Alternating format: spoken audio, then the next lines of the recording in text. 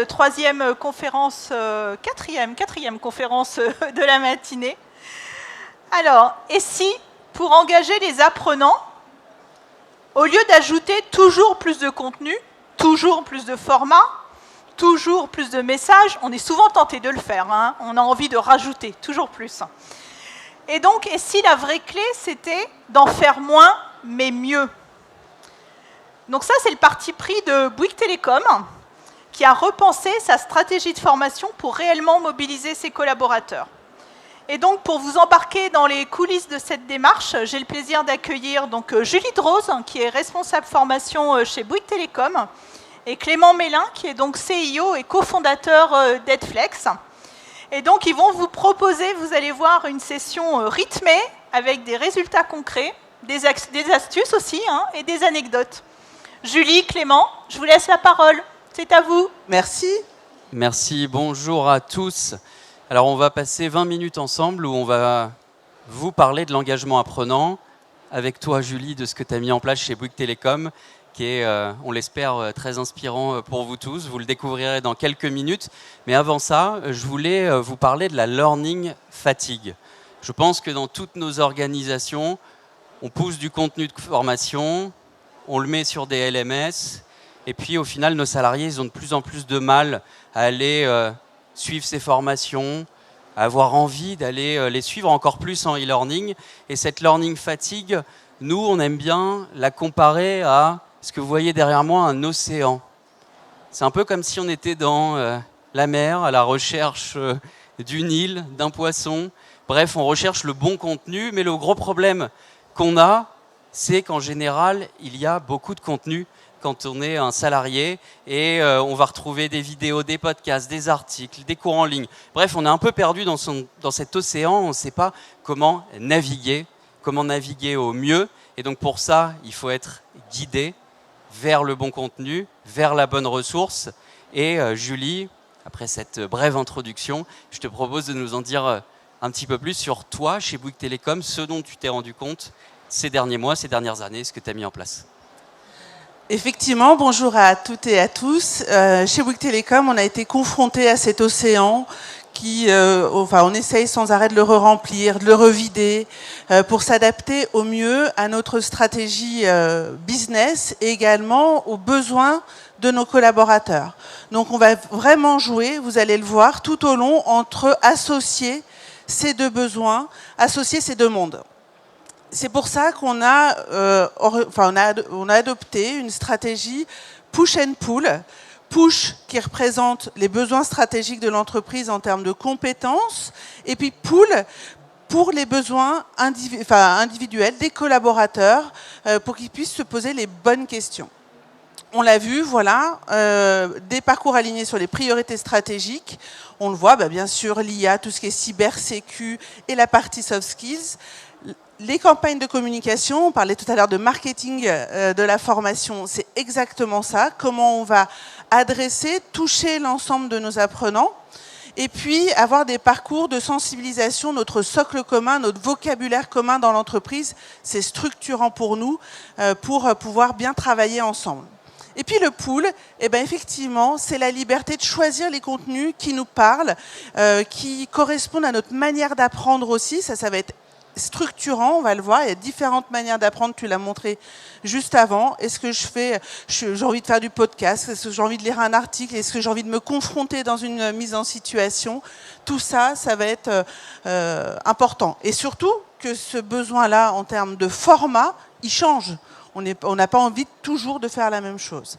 Donc ça, c'est important. Et puis les collaborateurs, ils peuvent exprimer leurs besoins, ils peuvent remonter aussi des idées, partager des ressources. Et nous, notre job, c'est de créer les bonnes conditions pour ça. Et c'est ce qu'on a fait notamment avec Edflex.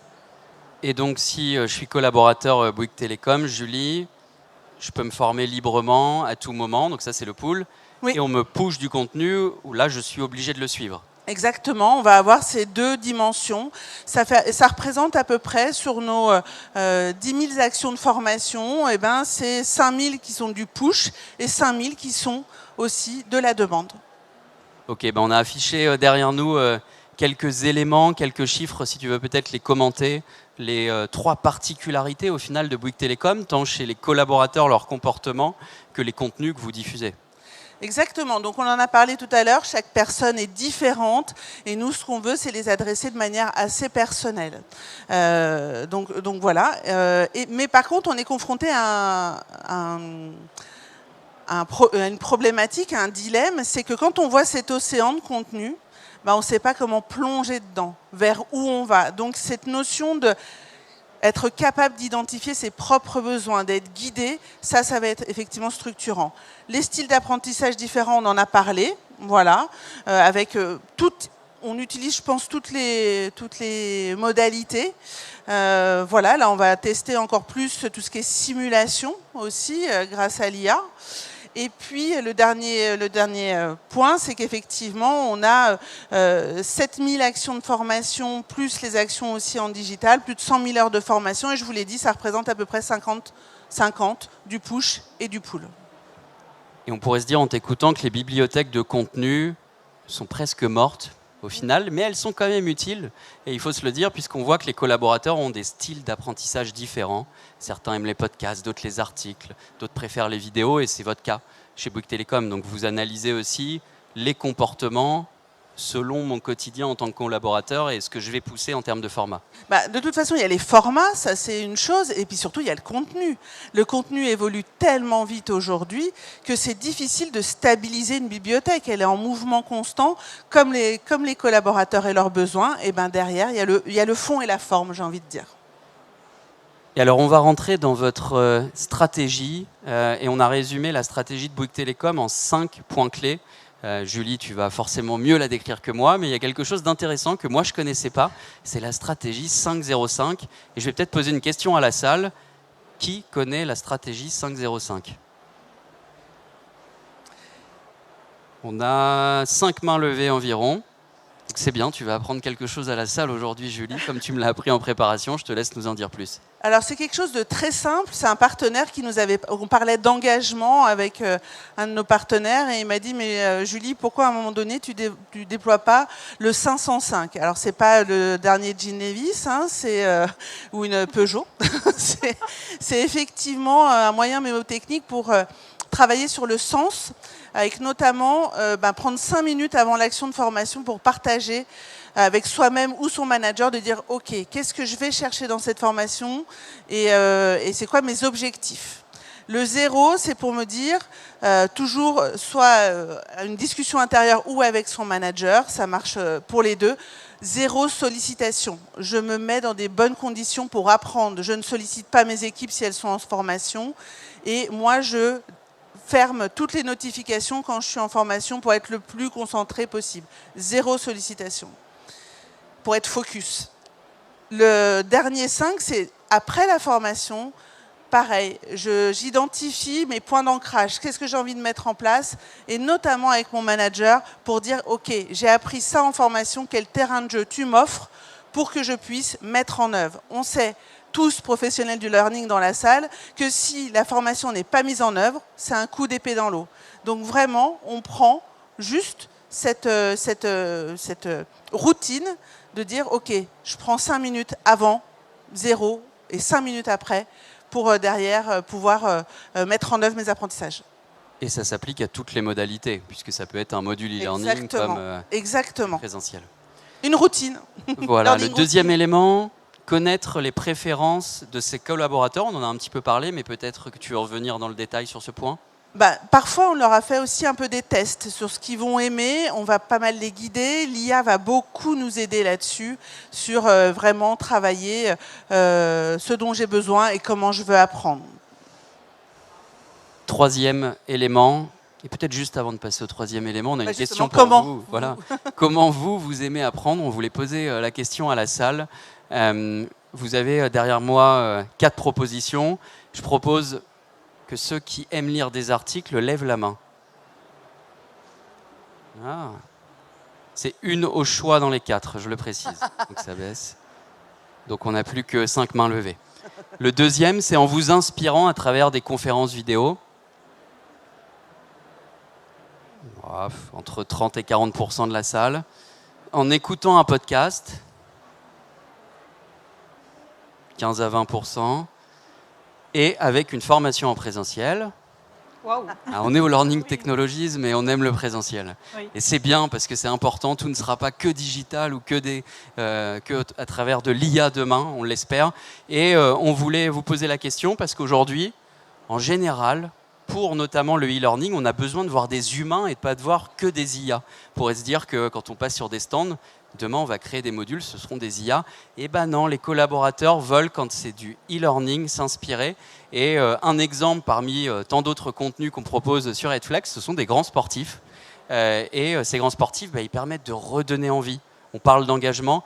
Et engagé en formation, quand on met Joe Wilfried Tsonga, Renaud Lavillenie, champion du monde de la perche, Marie-Josée Pérec, Romain Bardet, cycliste. Alors, selon si on aime plus ou moins le sport, on connaît ou on ne connaît pas. En tout cas, c'est des têtes qui vous parlent sûrement et c'est des têtes qui parlent aux collaborateurs. Le message, c'est de vous dire que oui, il faut proposer des formats inspirants avec de l'humain et c'est aujourd'hui une des clés de l'engagement dans les dispositifs, notamment de digital learning.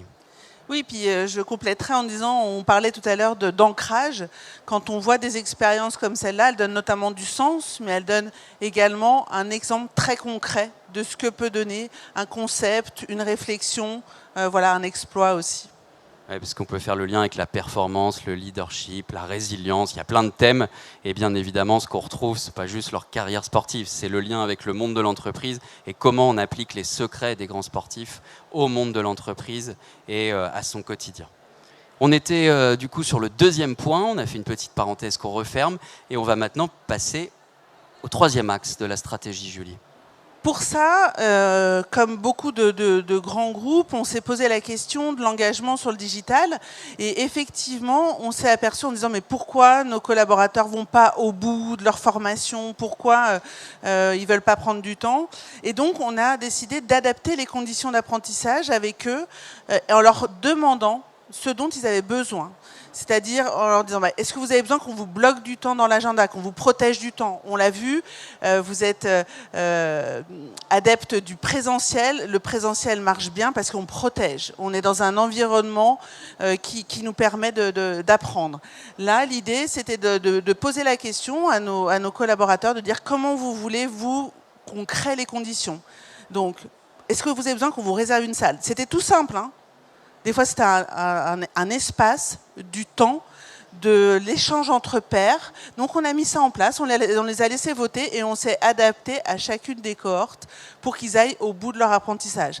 On est passé de 37% de complétion sur des e-learning à 80% en travaillant là-dessus. Et un autre point qui était important, on a réduit le temps d'apprentissage. On a arrêté de dire on vous met ça à disposition pendant toute l'année. On leur dit, vous avez un besoin, il est identifié, vous avez 3 mois, on fonctionne en termes de sprint pour que derrière, ils s'engagent tout de suite et on maintienne, nous, la dynamique. C'est vrai qu'on parle de plus en plus de roadmap formation, c'est-à-dire qu'on remet aussi en perpétuel mouvement la formation tous les 3 mois, tous les 6 mois, et c'est plus juste un temps donné sur une année. Exactement. Quatrième élément, impliquer les managers et les leaders. On l'a rapidement dit avec le 505, hein, quand j'ai cette discussion sur mes besoins en compétences, forcément je le fais avec mon manager, parce que le terrain de jeu derrière, il y a notamment le manager qui peut me l'offrir, et donc ça va être très important d'avoir ces discussions de développement et surtout de mise en pratique. Pareil, chez Bouygues Télécom, l'échange, il est autant avec le manager que le collaborateur lui-même peut se positionner sur un besoin individuel.